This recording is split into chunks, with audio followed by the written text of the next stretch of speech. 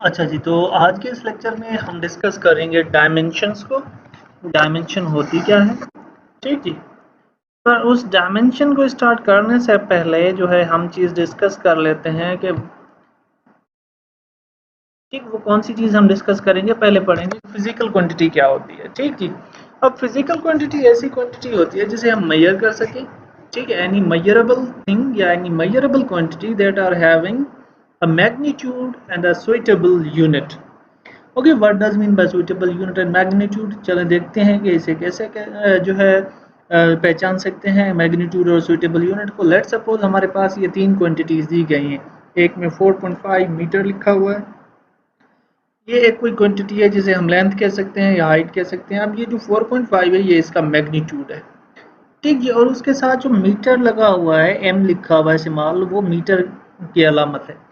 यानी कि अब यहाँ पे अगर मैं लीटर लिख देता 4.5 तो ये मीटर की जगह यानी क्वांटिटी भी चेंज हो जाती। फिर ये क्या हो जानी थी, ये लेंथ की बजाय वॉल्यूम हो जानी थी। या केजी लिख देते तो केजी।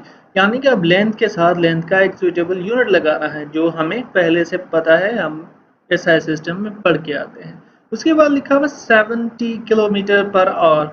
तो यहाँ पे देखें ये क्वांटिटी 70 जो है ये कोई ना कोई नंबर है, उसके बाद इसके साथ ही साथ कोई ना कोई यूनिट लिखा हुआ है। अब वो यूनिट उसकी क्वांटिटी का ही होगा। लेट सपोज यहाँ पे स्पीड है तो इसका यूनिट क्या होगा, किलोमीटर पर आवर होगा। ऐसे नहीं होगा कि यहाँ पे लिखा हुआ KG per hour, never, it is not possible. वैसे ही यहाँ पे लिखा हुआ है 33 जो है सेल्सियस, ठीक है। ये जो है 33 सेल्सियस क्वांटिटी कौन सी है, टेम्परेचर है। और 33 उसका मैग्नीट्यूड यानी नंबर है, उसके साथ कोई ना कोई टेम्परेचर का यूनिट लगा हुआ है, यहाँ सेल्सियस लगा हुआ है। Is that clear. उसके बाद हमारे पास ये जो फिजिकल क्वांटिटीज होती हैं वो दो टाइप की होती है। एक होती है बेस क्वांटिटीज, दूसरी होती है ड्राइव्ड क्वांटिटीज। अब बेस क्वांटिटीज कौन सी होती हैं, बेस क्वांटिटीज हम पढ़ के आए हैं। ये जो बेस क्वांटिटीज होती है ये हमारे पास 7 होती है। ऐसा सिस्टम में कितनी होती है, 7। वो अभी आपको मैं इस ग्राफ पे दिखा भी देता हूँ। बाकी जो ये ड्राइव्ड क्वांटिटीज हैं ये बेस क्वांटिटीज के मिलने की वजह से बनती हैं। यानी कि या तो ये मल्टीप्लाई होंगी बेस क्वांटिटीज 2 या 2 से ज़्यादा, या ये जो है डिवाइड होंगी 2 या 2 से ज़्यादा। बाकी जो है ऐड या सब्ट्रैक्ट नहीं होगी। इन दो के प्रोसेस से बाकी जो भी क्वांटिटीज बनेंगी उन्हें हम क्या कहेंगे, ड्राइव्ड क्वांटिटीज कहेंगे। जैसे हमारे पास वेलोसिटी होगी। अब देखें वेलोसिटी क्या है, velocity is ratio or it is the division of displacement with respect to time, ठीक। velocity is division of what, displacement and time। देखिए यहाँ पे ये डिस्प्लेसमेंट क्या है, लेंथ है, और टाइम का यूनिट यहाँ पे ये है टी है। यानी कि यहाँ पे लेंथ का यूनिट है, यहाँ पे टाइम का यूनिट कैपिटल लिख देते हैं, ठीक है। ये एल कैपिटल लिख देते हैं। Is that clear. चलें जी। तो अब देखें इसमें बेस क्वांटिटीज कितनी होती हैं वो चल के देखते हैं। वो ये हैं बेस क्वांटिटीज। हमारे पास ये 7 बेस क्वांटिटीज होती हैं। किलोग्राम यानी केजी से रिप्रेजेंट किया जाता है, ये कौन सी क्वांटिटी है, मास है। मीटर को एम से रिप्रेजेंट किया जाता है, ये कौन सी क्वांटिटी है, ये लेंथ है। सेकंड एस से रिप्रेजेंट किया जाता है, ये टाइम है। इस तरीके से ये सारी जो 7 की 7 फिजिकल क्वांटिटीज हैं ये बेस क्वांटिटीज है। ओके जी। अब चलते हैं हम डेफिनेशन की तरफ, डायमेंशन की, कि डायमेंशन होती क्या है। अब डायमेंशन जो होती है, dimensions of physical quantity are powers to which the fundamental quantities must be raised. अब डायमेंशन क्या बताती है कि यहाँ पे जो हम ये पीछे 7 क्वांटिटीज पढ़ के आए हैं ये वाली, इनका जिक्र नहीं करेंगे, ठीक है जी। ये जो 7 हमने यहाँ पे ये पढ़ी हुई है, यहाँ ने अभी पढ़ी है, ठीक है जी। तो इनका जिक्र हम नहीं करेंगे। अब जो है हम सिर्फ इन तीनों का जिक्र करेंगे। जहां पे भी जाएंगे तो इसके लिए क्या लिखेंगे, एम लिखेंगे। इसके लिए क्या लिखेंगे, एल कैपिटल। और इसके लिए क्या लिखेंगे, टी कैपिटल। इन चीजों के साथ इसको रिप्रेजेंट किया जाएगा। Is it clear. तो देखिए कितने, यानी कि इसका पावर कितना होता है किसी भी फार्मूले में, किसी भी क्वांटिटी में, किसी भी इक्वेशन में, उन फंडामेंटल क्वांटिटीज का पावर कितना होता है। कौन सी फंडामेंटल, मास का, लेंथ का और टाइम का। लेट सपोज हमारे पास ये वेलोसिटी है, डिस्प्लेसमेंट अपॉन टाइम। तो यहाँ पे देखिए एल ओवर टी, क्योंकि डिस्प्लेसमेंट किस चीज़ का यूनिट है, यहाँ पे दिखा देते हैं आपको। Displacement is the unit of, अभी अभी मैंने लिखा है लेंथ, तो यहाँ पे मैं लिख देता हूँ एल कैपिटल और डिवाइडेड बाय ई। यानी इन दोनों को किस चीज़ में लिखेंगे हम, से भी लिखा जा सकता है। होल ब्रैकेट दे दें, आपकी मर्जी है। होल ब्रैकेट दें या ना दें वो आपकी मर्जी है। ओके। तो यहाँ पे देखें ये जो चीज़ है यहाँ से ये आगे। अब देखिए यहाँ पे अगर इसको मैं ऊपर लेके जाऊंगा या इसको ऐसे लिख सकता हूँ एल, अब ये इसके ऊपर कुछ नहीं है तो मीन्स पावर 1 है। अगर नीचे से कोई चीज़ डिवाइड से ऊपर मल्टीप्लाई में जाती है तो उसका पावर क्या हो जाता है, माइनस में 1 हो जाता है। मास जो है वो अवेलेबल ही नहीं है, तो आप देख सकते हैं यहाँ पे लेंथ और सिर्फ टाइम अवेलेबल है, तो लेंथ के ऊपर पावर 1 और टाइम के ऊपर पावर -1 है, यानी कि ये जो है velocity is directly proportional to the length and velocity is inversely proportional to the time। ये चीज रिप्रेजेंट कर रही है। Is it clear? ओके, उसके बाद चलते हैं आगे, देखते हैं कि अब देखिए यहाँ पे where M L T are dimensions of fundamental quantities, जैसे मैंने आपको पहले बताया मास, लेंथ और टाइम की है। उसके साथ ये जो डायमेंशन है ये एक प्रिंसिपल को फॉलो करती है, जिस प्रिंसिपल को हम कहते हैं प्रिंसिपल ऑफ होमोजेनिटी।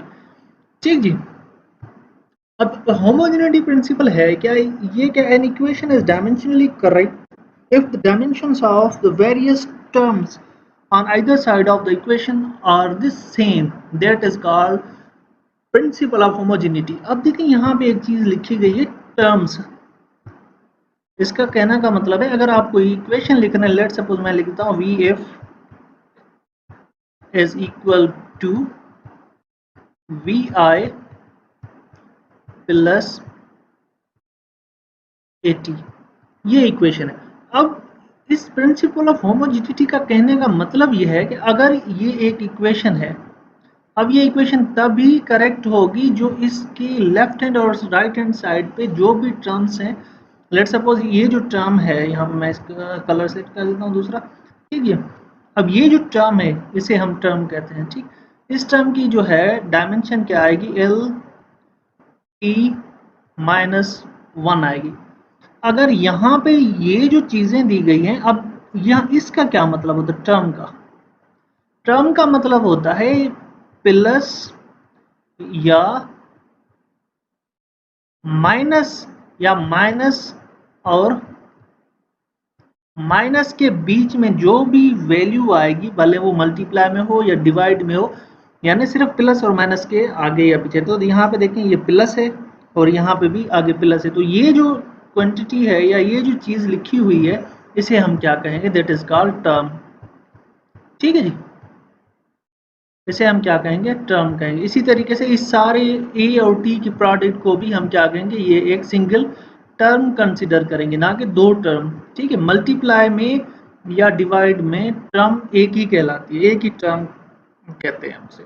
ठीक, अब इसका मतलब है कि अगर इसकी डायमेंशन एल टी -1 है तो इसकी डायमेंशन भी क्या होगी, एल टी -1 होगी, और इसकी डायमेंशन भी एल टी -1 ही होगी।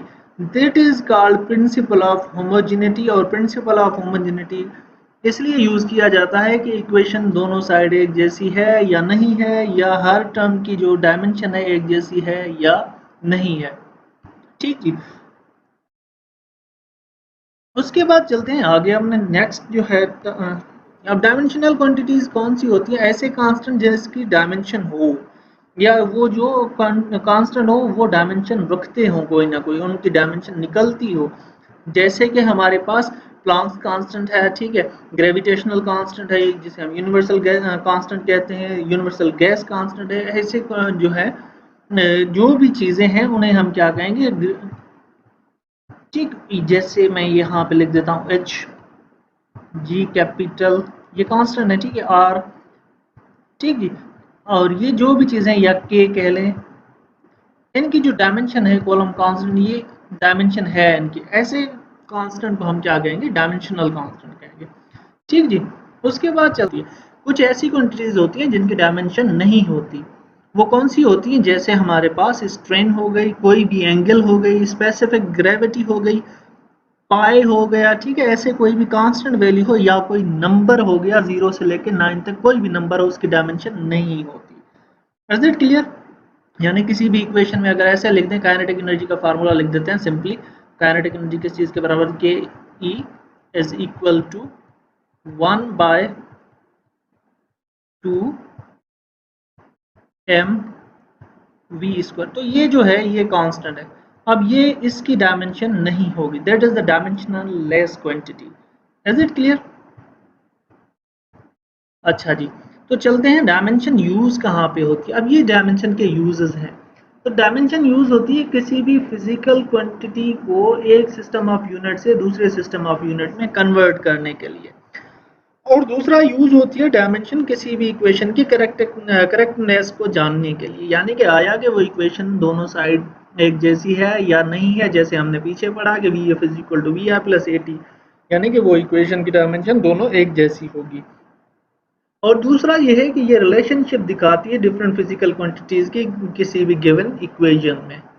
तो ये थे हमारे डायमेंशन, ठीक। और उम्मीद करता हूँ कि डायमेंशन होती क्या है वो आपको क्लियर होगी। आगे मैं आपके साथ जो है डायमेंशन के एग्जांपल्स शेयर करूंगा और डायमेंशन हम कैलकुलेट कैसे करते हैं वो अभी मैं आपके साथ जो है शेयर करूंगा नेक्स्ट लेक्चर में। उम्मीद करता हूं कि ये वीडियो आपको अच्छी लगी हो। Thank you.